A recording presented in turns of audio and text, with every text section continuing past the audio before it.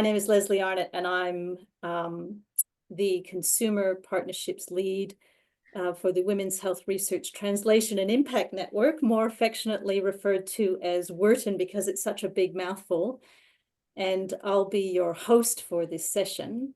So, acknowledge the Aboriginal and Torres Strait Islander people as the custodians of the land on which we live, learn and work, and we pay our respects to their elders past, present and emerging. And then we especially take this time to recognise Indigenous women who are here, as well as those who have gone before us. And we look to their collective wisdom in guiding our work and seek continued partnership as we work together to improve health outcomes for all women living in this land. I really love that acknowledgement of country.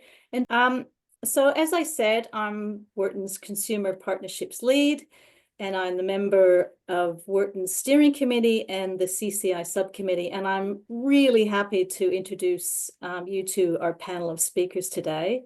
Tammy Milne, who joins us from Tasmania. Tammy is a fierce advocate and activist in the disability sector. Iman Al-Dasuki, who immigrated to Australia some years ago, is an activist and works in the area of building capacity in health literacy for migrant women. Joanne, who just did our, who was trying to help us do our Welcome to Country, she joins us from Western Australia today, and she is an activist in the mental health space, as well as for health for Indigenous people. And then finally, Deb Loxton, who is our senior academic and the director of the Centre for Women's Health Research at the University of Newcastle. And I welcome all these wonderful women. So this slide shows their positions within WHRTN's governance committees, and you'll have read about their experience and expertise in their external roles when you signed up for this webinar. But needless to say, these women are at the top of their game in consumer and community involvement, and they teach me something new every day. And Deb Loxton, I include you in that camp. So I just wanted to acknowledge that. So today I'm going to take each speaker through a set of questions, and we'll start with Tammy. And Tammy will speak about the challenges and solutions to unconscious biases and how self-reflexivity can counter fear and cultivate good leadership. And Iman will join us, and she'll be speaking about what good shared leadership can look like and why it's required. And Joanne, hopefully, if your tech is working, we'll be talking about the importance of defining roles and responsibilities in the CCI space, and how having the right person from the right country is absolutely paramount in upholding the diversity of the Indigenous kinship system. And then I'm going to bring Deb Loxton into it to comment on what she's heard and to perhaps provide her own reflections on her work in the context of addressing unconscious biases and how good leadership can support researchers and consumers to partner well in research projects and activities. But first, I'd like us to define what we all think an unconscious bias is. I mean, some people might not even know what that term is. So I'm going to invite you, the audience, as well as my panel members, if you wish to join in as well, to put a sentence in the chat box on what you think an unconscious bias is. It seems a little bit like a contradiction in terms, an unconscious bias, because now I'm asking you to be conscious about your unconscious bias. So I'm kind of contradicting myself here a little bit, but let's see how we go. While that's happening, Joanne, you're back with us again. If you can unmute yourself. After I did the welcome, the acknowledgement of country, I just wondered if you'd like to share a few words and add to what I shared. I suppose, Kaya Wanju, everyone. My name is Joanne Khan. I am a First Nations Indigenous Noongar Yorga from Western Australia. So I'm honoured to be able to acknowledge my mother, Gloria Khan, I walk in her footsteps as a consumer to address Indigenous issues at a community, state, and national basis. So I'd just like to honour my mum and all the traditional ancestors from which were the lands wherever we meet from around today. So That's thank you. fantastic. That's great. Thanks so much for doing that, Joanne. Amy, do we can you have a look at the chat box and see if we have some descriptors of unconscious bias? Unconscious bias are the perspectives I have that I cannot articulate, or what I assume is normal but isn't for everyone. That was from Adrienne, sorry if I'm not pronouncing that correctly. Be unaware of how you think and feel about certain people. And the last one I've got, it is something that we are born with, something we don't know we believe is hidden from our conscious minds. That's a good one. That's a great one. From Nicole, the influences on our actions and decisions without us consciously thinking about it from our experiences. Yep. From Caroline, we've got subconscious attitudes. From Amy, we have attitudes, perceptions, ideas, assumptions, and values that are held subconsciously or in ways that we are unaware of. That's great. These are terrific. So I think we're on the right track. That's fantastic. Thanks, Amy, for that. So from Monash University's website, it states that, attitudes and patterns of perceptions are often held subconsciously. This is what our audience is saying. And they're ingrained. And some of their examples include ethnicity, gender, as you see here, age, accent, sexual orientation, parental status, and an obvious omission there, I would say, is disability. And the website states that unconscious biases affects decision-making processes, including recruitment and promotion and development and access to other opportunities. And it can result in unfair and negative consequences for those who are subject to that bias, and potentially result in discrimination. That's professionally, but also we're talking about these types of biases that can actually happen when we work with consumers as partners on our research projects. And then Monash University goes on to say that there's tips to tackle unconscious bias, like awareness and self-reflection and taking time before you open your mouth, and diversity in decisions and lead by example. And you kind of go, well, but how does that really happen? How do we make that happen? How do you suddenly become aware of your unconscious biases when they're unconscious? And I guess one way is to attend webinars like this, maybe, to be informed, and that we actually need to look inward, I think, to work effectively outward by addressing our biases. And that's what this webinar is all about today. And it's a great way to do this is to look at unconscious bias checkers to see where you sit in your attitudes and beliefs, conscious or otherwise. So here's one that you might want to look at. This is the Project Implicit. It's a non-profit organization, an international collaborative of researchers. It was founded in 1998 by 3 scientists, Tony Greenwald, Mazarin Banaji, and Brian Nosek from the University of Virginia. And it was launched in 2011 and led by Drs. Teachman and Nock, University of Virginia and Harvard.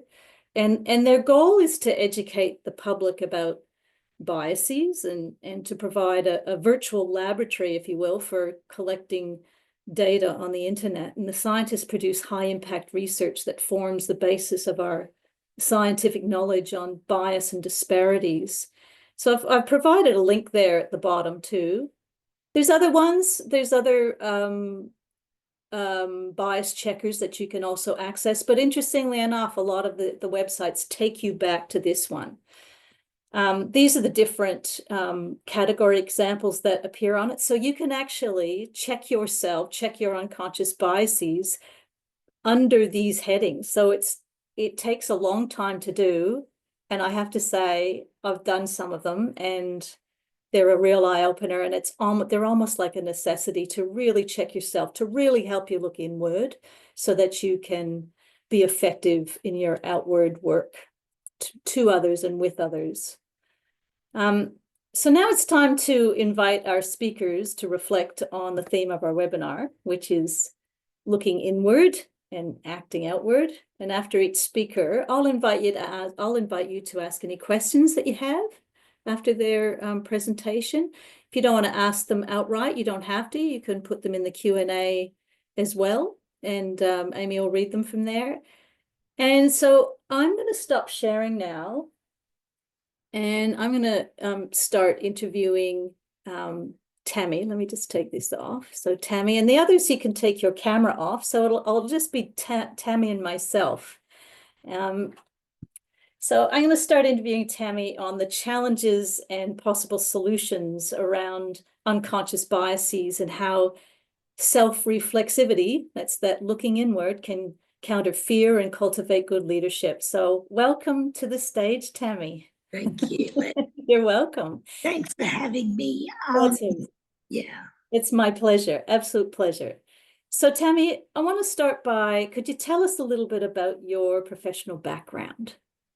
So I have worked in the Tasmanian education system now for 33 years. I resigned in 2021 and I'm now doing other exciting things. So I've worked across a number of areas within the department. I started in 1988 as a teacher aide. I then trained as an educational interpreter working with deaf children.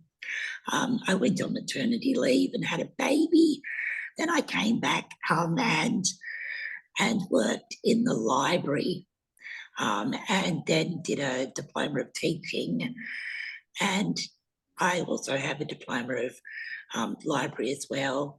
So yeah, so intern teacher, librarian, teacher aide, educational interpreter. Yeah. Wow. Tammy, there's no holding a good woman down. That's a lot. That's fantastic. So in your professional roles, what were some of your challenges? So I have a disability. I was born with arthrogryposis multiplex congenita, which predominantly affects the muscles and the bones throughout my body, more the lower half than the top. Although, as you can see, I have a tracheostomy now, and that's because of the aging process, because of the AMC.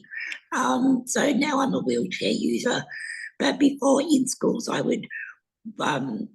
used long calipers and a walking stick to get around, and the challenges were, I guess, many, but not insurmountable. What type of challenges did you have? So when it came to new students coming to the school or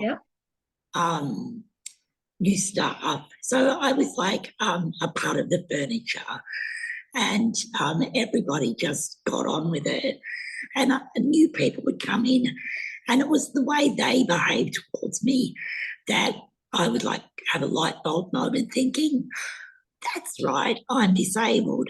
So you'd forgotten about it. Yeah, like because I was so entrenched in the culture of the school, I didn't need to think about disability because my disability needs were all met. Yeah. So when those elicitations happened where somebody would stare at you differently if they were new to the community, what did you do about it? Well, nothing. It's actually their problem, not mine. So it's got on with business as usual, yeah. And you mentioned that you almost forgot you had a disability, which is testament perhaps to the surroundings and the culture of the organization that you're in. So what is it about that you felt safe enough not to do anything about anybody's reaction to you? So the culture of the school was welcoming and had policies and procedures in place that looked after the staff. So no speaking about things was required. It was just normal behaviour. Yeah. So when a new person came in, that's an opportunity for them to check their unconscious bias, because they are seeing everyone else behaving in a certain way and they're thinking, well, why? What is it? Why aren't I behaving in that certain way? And so it's either with self-reflection, if they have the maturity to be self-reflective, that they then check their bias on disability. And if they're not self-reflective, then they want to be a member of the pack. And so they just behave in a way that's going to be acceptable for that group they're in. Yeah. That's the Homo sapien need to belong and fit in, isn't it? That's right. Where do you think that came from, where that culture came from, where it was just completely accepting and not even noticed? So there's a top-down and a bottom-up approach to policy. So there's a zero tolerance to bullying and discrimination. And I think at the time I was working, that it worked really well. I'm not a shy flower as well. So if I had issues, I would always speak up about them. Yeah. But I didn't really have to, because the machinery that underpinned our organisation, the policies and procedures, actually supported me and the rest of the staff to feel comfortable in the culture of the school. Right. That's fantastic. I think that it's almost like people could check their biases by virtue of the culture being so accepting that they learn to actually look inward, which was just fantastic.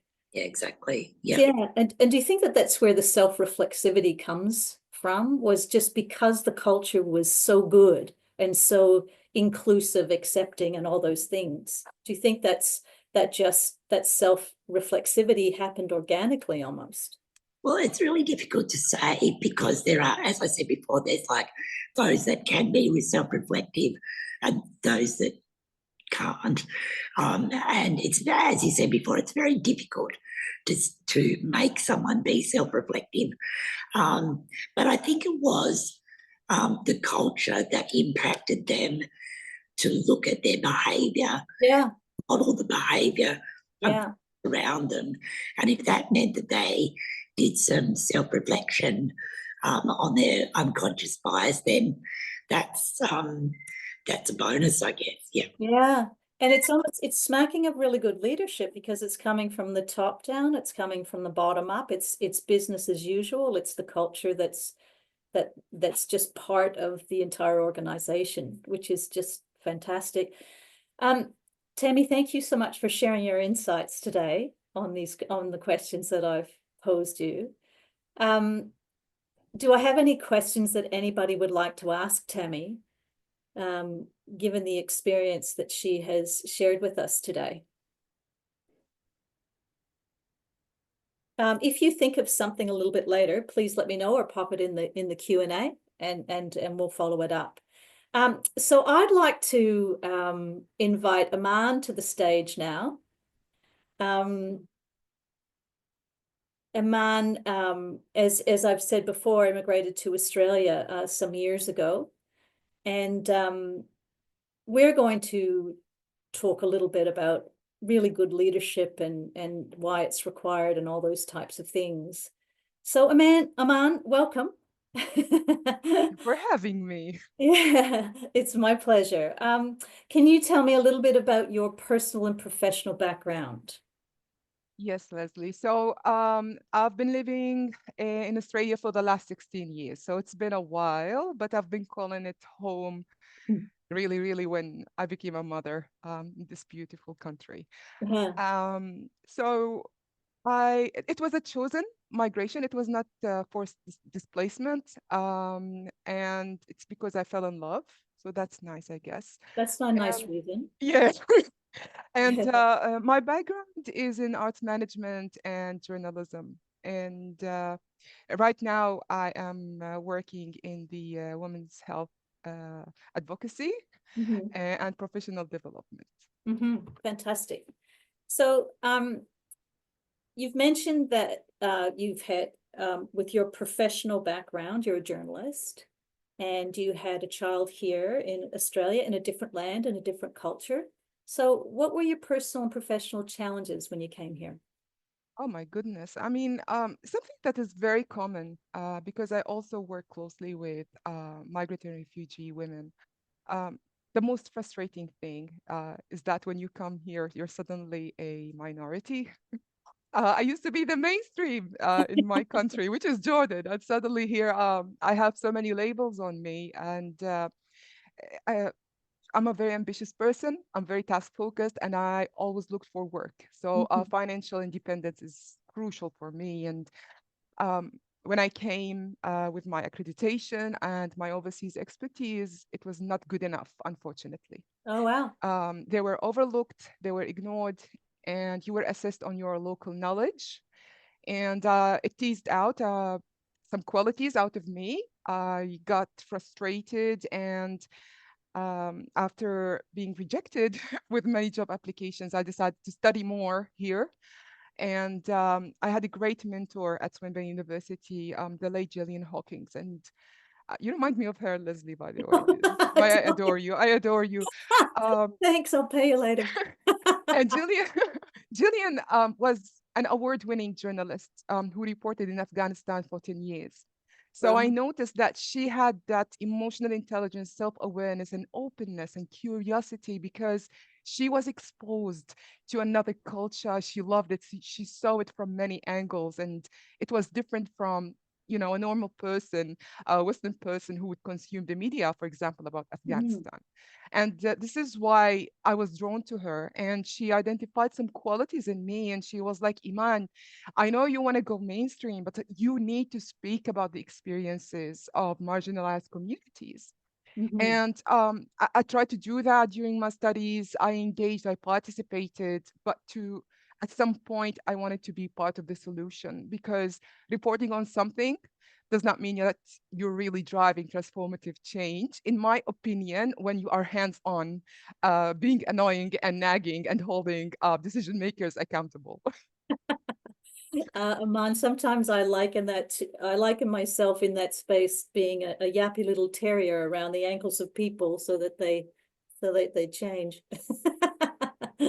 Or try to Yes, help them yes. change anyway. Constructive Yeah, noisemaker. yeah, yeah. So you mentioned the person, your mentor who you spoke about, who provided good leadership to you, it sounds to me. So what does good leadership look like to you? Leadership is inconvenient. Leadership is precarious. Leadership, it means giving up control. It means leveraging on each other's strengths and taking risks and making mistakes, incidental learnings, and reflecting on them and try collectively to do better. Yeah. Um, Yeah, because, you and I have yeah, spoken about that, um, the art of acquiescing in a leadership role, and we call it fluid leadership as being key. Can you maybe expand on that a little bit?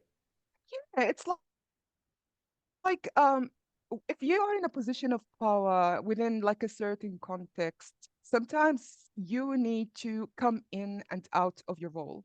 um this allowing other people to lead using like a strength focused approach can Mhm. only bring great things to whatever Yeah. you're working on. Yeah.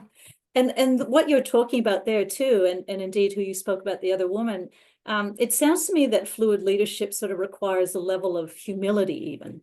And do you agree with this? And if you do, how do you teach humility to leaders? Oh my goodness. I mean, we all need to practice it ongoingly. It is a practice. It is intentional.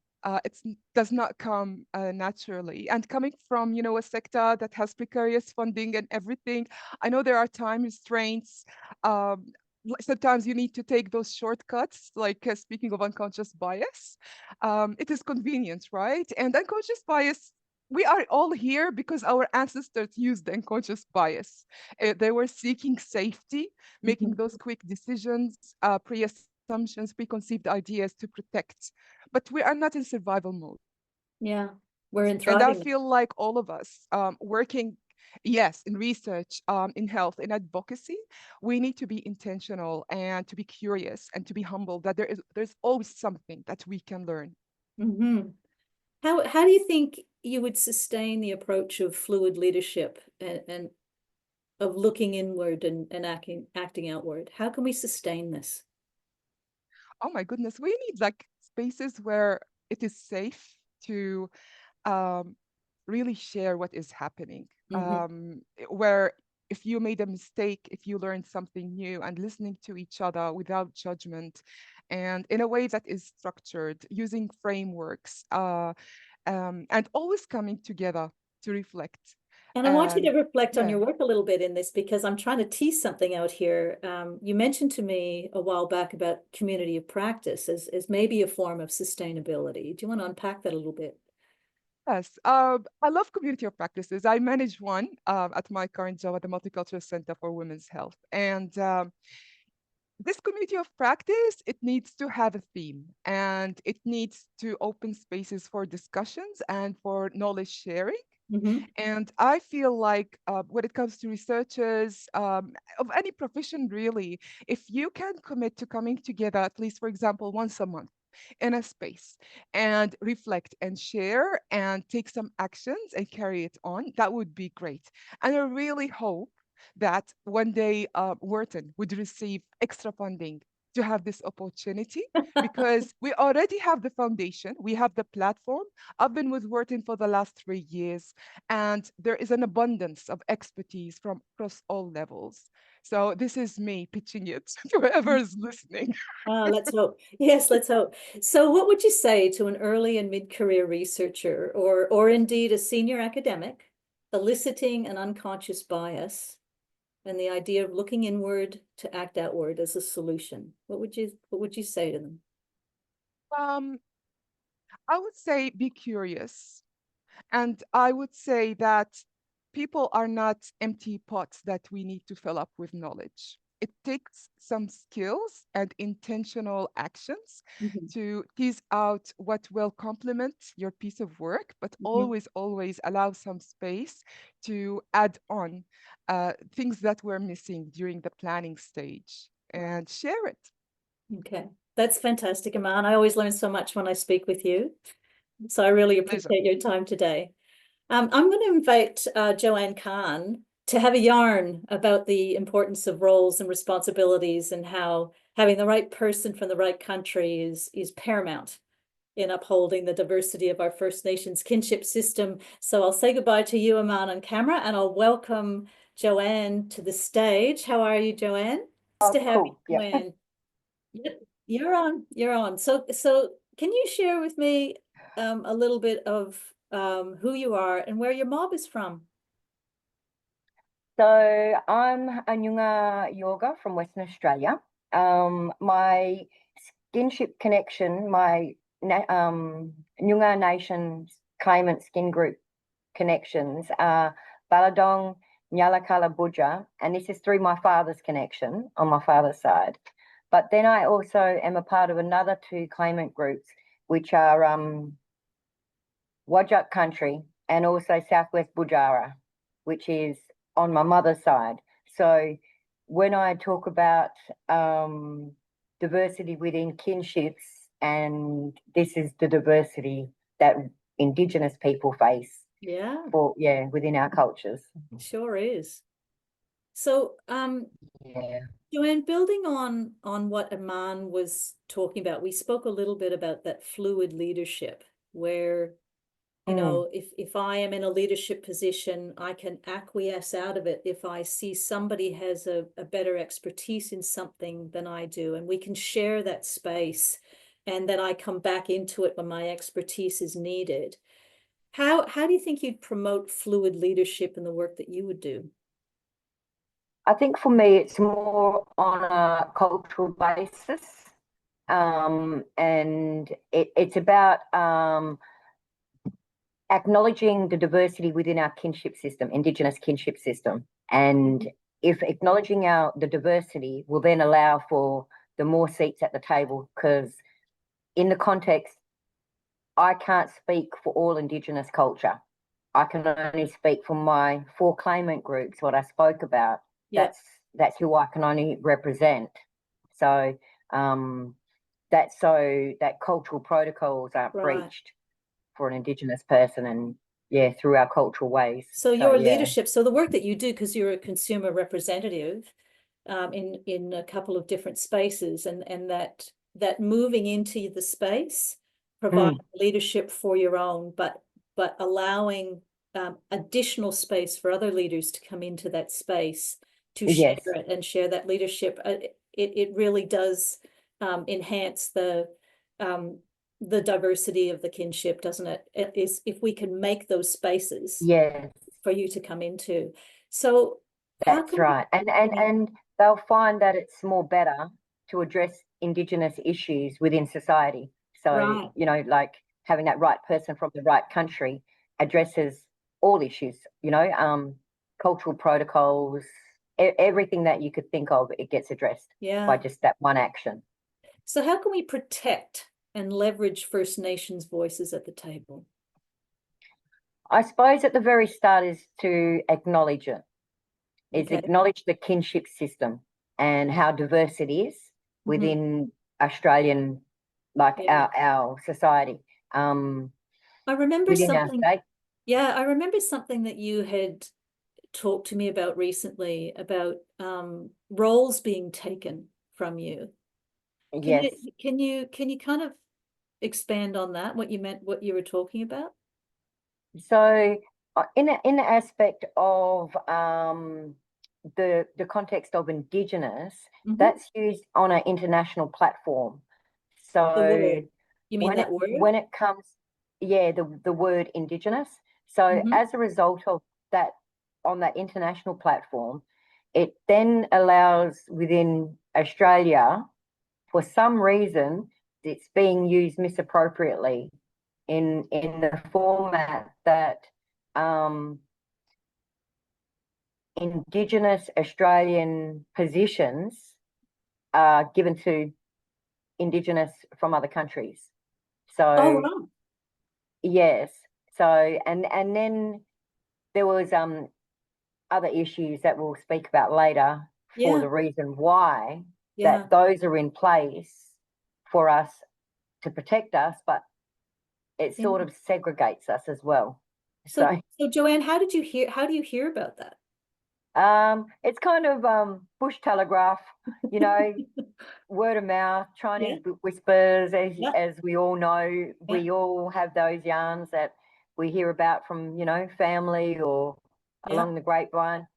So Wow. in Blackwater Way, it's bush telegraph, you know, so yeah. Let's talk about that. So we're talking about the contentious issue there about that term Indigenous with some elders, and you've said that Indigenous sometimes means you know, Indigenous of anybody from any lands whatsoever. Why is it contentious with some of our elders, that term? I think it's more, they're so connected to the word Aboriginal. Okay. I think it's more from back in the earlier days, from when they were children. It sort of allows them to have recognition and identity of our society. So what would you call yourself then? So what would you call yourself? I personally like to call myself Indigenous First Nations Australian. And why are those words important to you? Because one, Indigenous is actually recognised as a traditional landowners of the country. So for me, that's who I am. First Nations, that's in the context of the oldest living culture in the world. And we are the oldest living culture of the world, Indigenous culture. So that's why I love the name First Nations. And then Australian. As much as, you know, it's a broader term, but it's actually recognised, and it gives me recognition of being an Australian citizen. Yeah. So Indigenous First Nations Australian. Yeah. Yeah. Those are So your it sort of locks it in. yeah. So this is why I'm who I am. And yeah, no one can take that from me, you know? So yeah. I won't be taking it from you. Okay, so let me switch the focus a little bit in terms of roles and responsibilities for researchers and First Nations people working together as research partners. What are a couple of things that you might recommend to help make that partnership a success? I suppose allow for the first, like if you start to engage with First Nations participants or consumers within your research, the first participation thing is to address the elders within that community or wherever you're directing your research at. So Okay. say you're going to a remote community. In that context, you have to address the elders within that community before anything can happen or Okay. get thing within that community. Okay. Secondly, once you have participants a part of your research, I think then you need to maybe give them the opportunity to speak first. Right.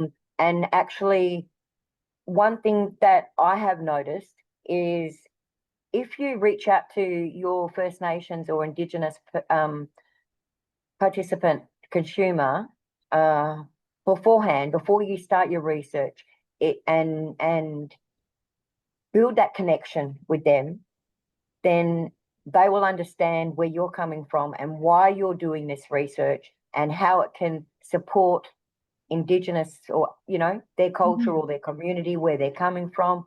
You know, if it's research that's sort of localized to that area, or, you know, could be anything. It could be in the form of you might be in the environmental research area, you know, where you're studying the land. Yeah. You might be in the medical side of research area. Yeah. You know, there's all different types. So yeah. Okay, so our steps are to link in with your elders always first. Then when you have your Indigenous people or your First Nations people as your research partners, that you have before the project even starts, you engage with them, you build a relationship with them. And then the third part is to make sure that you're always aware that they need to speak first. If this is research about Indigenous people for Indigenous people, we need Yes. to hear Indigenous people, right? Yeah. Yeah. So that first meeting Yes. is in the context of making sure cultural protocols are set in place. Okay. So the safety is set in place for them to attend the workshops or programs or whatever it is that is getting they're going to be be partnering with. Yeah. So yeah. And we also spoke, you and I spoke about recently about, English, the English language as being a challenge, not because it's not understood, but more that we need to use more plain speak, I guess. And you mentioned Yes. something about, I suppose it's more in the context of researchers have their own language, and using that context of plain English, like just maybe acknowledging that there are those barriers that are set there in place for an Indigenous person. Like, for instance, due to the oppression of colonization, a lot of Indigenous culture has not been able to be a part of the education system, to be able to address their needs of reading and writing, for instance, and basic understanding needs. So yeah, just always keep that in the back of your mind, that's something that's important. I remember you saying that you're connected to story and art and physical being rather than writing down and reading. That's right. It's just a different way of being. Our way is not a better way. It's just a different way. And so what would you do if somebody needed to, if our protocol, like the researcher's protocol would be, you've got to fill out some forms to sit on this committee. What would you suggest? Maybe actually support them in To do filling it. the form out. Right. because half the time an Indigenous person that's got basic language skills can only just pretty much sign their name. Okay. They'll know Okay. their basic name and, so if they do go into those remote communities, always keep that in the back of their mind that, they may not have the skill level that Yeah. you would Okay. see in, Yeah. yeah.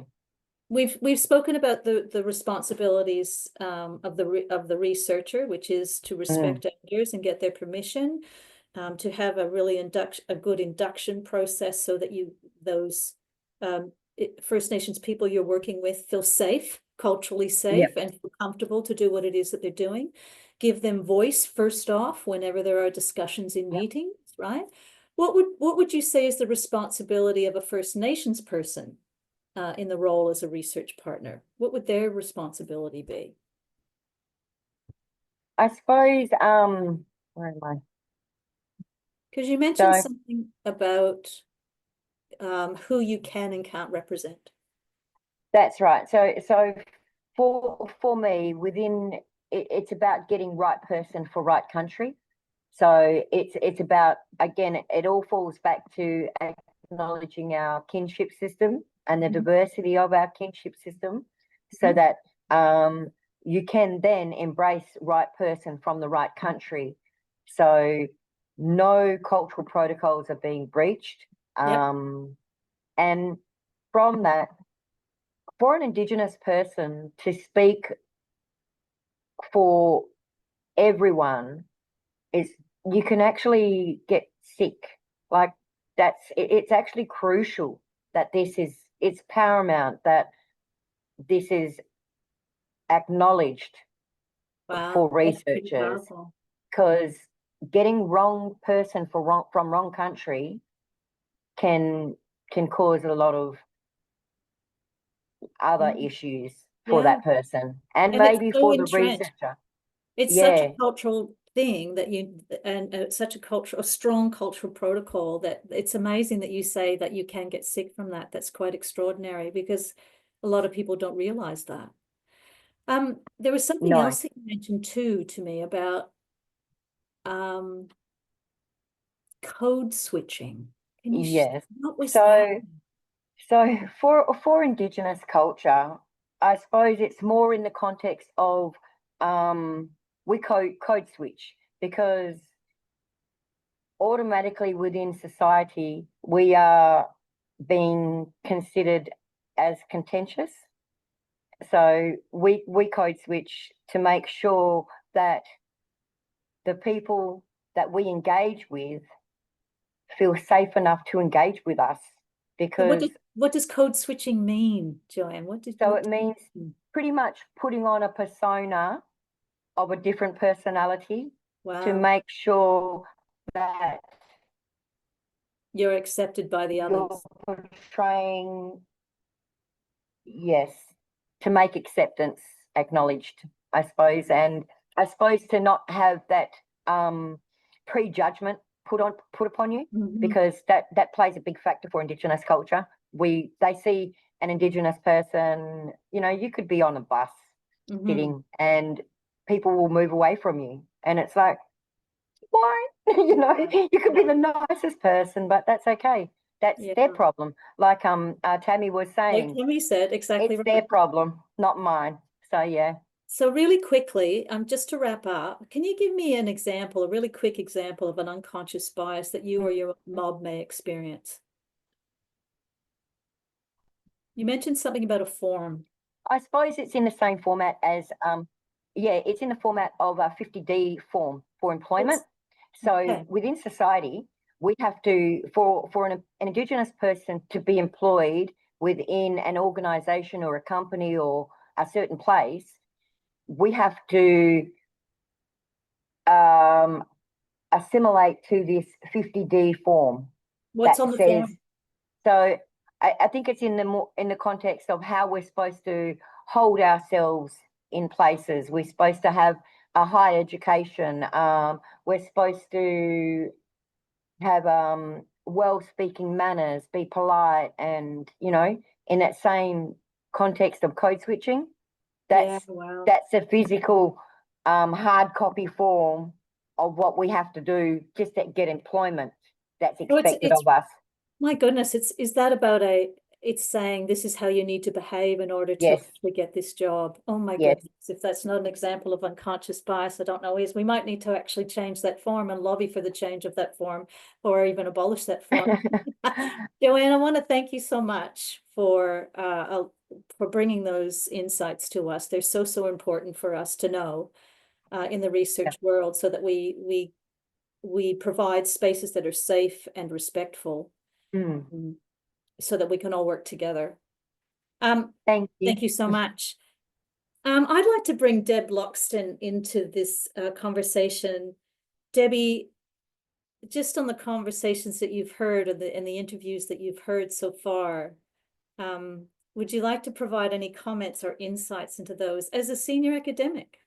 Yes, firstly, thank you, Tammy. Thank you, Iman. Thank you, Joanne. They were amazing talks and really interesting and sort of set me off on a couple of internal journeys. So I hope I caught everything because I got a bit caught in here for a little while. Yeah. And it reminded me of the first time that I sat down with Aboriginal elders in a remote community in New South Wales. And we had the whole day as part of an induction process. And it honestly was a great privilege and a place of some very intense and generous sharing on both parts. And I discovered either then or in the days afterwards that I'm actually an unconscious English person. I was born in England, but I thought that along with the accent, which I code checked away when I was 5 years old, I thought that I'd also code checked away the English desire to be polite, never offend anybody. And if you do, just walk around like this for, an appropriate period of time, usually some years. Yeah.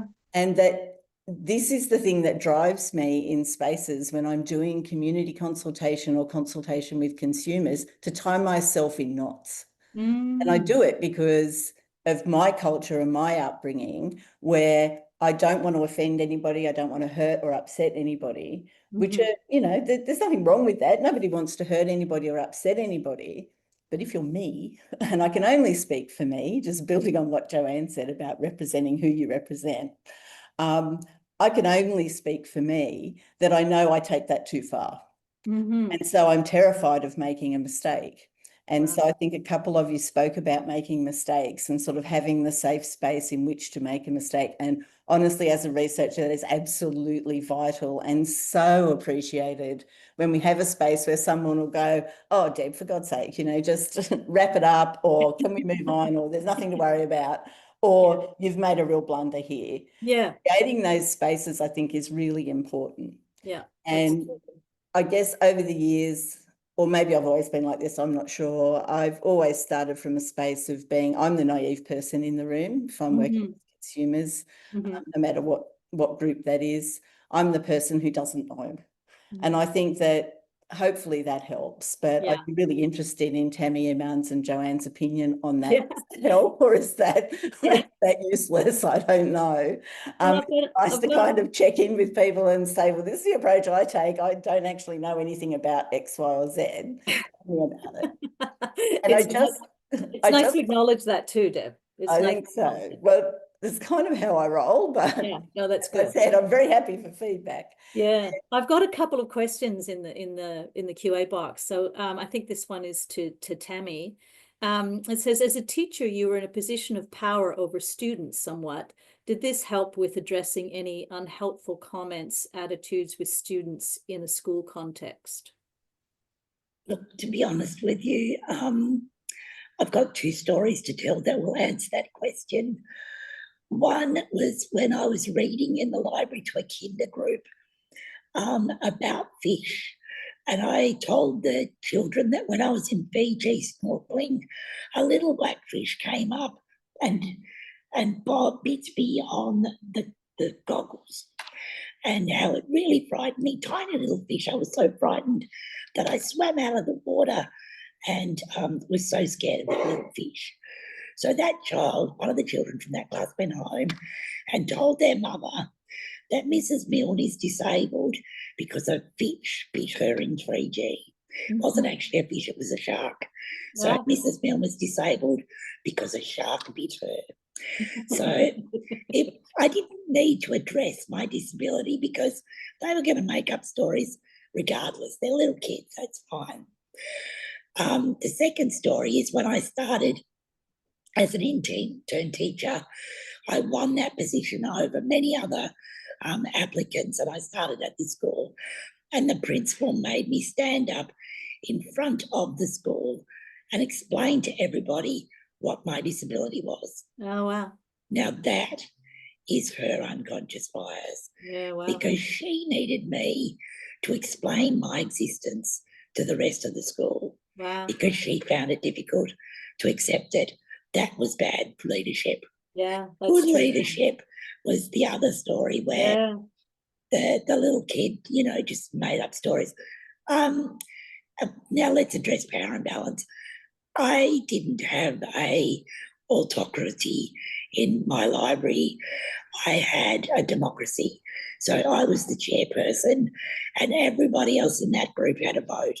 That's Whether nice. you were 6 years old, 5 years old, or 12 years old. And we talked, like dialogue is what melts away Yeah. unconscious bias. And It Tammy, breaks that's a beautiful example of that fluid leadership that we were talking about. You know, that shared fluid leadership that moves in and out that everybody's got to say. That's absolutely brilliant. Thank you. That's brilliant. I've got a question for Aman. You can all keep your cameras on if you wish. Aman, what would you say was the biggest impact of having a mentor to your employment opportunities? Yeah, it was great. And I also read that they were, you know, referring to normalizing it and making it like programs and things like this. And in my opinion, and I'm triggered by programs and projects because I just know that they're going to be precarious. We will need to beg for funding. No, no, no, no. We're not doing that anymore. Not in Australia anyway. I believe all of us can grow these leadership qualities within us inwards and translate them outwards in the how you can do it is to empower and to uplift someone who's walking into a new work environment, regardless whether they are of a migrant status, someone who has a disability. It doesn't matter. Like, this is organizational readiness to be inclusive for everyone and responsive to their needs, because these needs they are intersecting and they do not look like one way, and there's not one mold that fits everyone. If we really, really, really want to uplift and to transfer this knowledge, it needs to start from leadership in the organization, in the country. If they are doing it and it becomes an ethic, a practice, an organizational value, then everyone else will have to do it. Yeah. But also because an advocate for economic equality, everyone needs to be reimbursed for their time and expertise. Great. Thank you for that. And one last question. We've got to be quick here. Does Joanne have advice for researchers keen to begin their journey to building their own capability to support Aboriginal-led research? What would be the first couple of steps? Joanne? Reach out to the local community, wherever you're going to do your research at. You have to reach out to the local community, the elders within that community, first and foremost, because nothing will happen without their approval. Okay, that's a good one. That's a great one. I wanted to let everybody know that we have an upcoming Wharton CCR, our next one. It's not until December, and it's going to share some fantastic insights and some of our outputs with our priority populations project that we've been undertaking for several months. I'm really pleased about that one. We don't have a date yet, but please look out for it. We will advertise it and we'll spread it across our networks. And also, you can view any of the Wharton webinars online. We've got a Wharton YouTube. And the other thing I would like you to do before we all finish is to take the 2 to 3 minutes to complete the evaluation at the end of this webinar. It is really, really helpful for us, and it helps us make our webinars better and better and better. I would like to thank, and I feel so privileged to be in the company of Aman and Joanne and Tammy, and to have Deb's leadership as well, underpinning the work that we do. And I learn from these wonderful women every minute that I am with them, and I am so pleased that they were able to share their insights with you today. So I welcome you to go back and watch this this webinar once again, share it with your colleagues and friends, and I wish you all a good rest of your day. So thank you so much. Take care, everyone.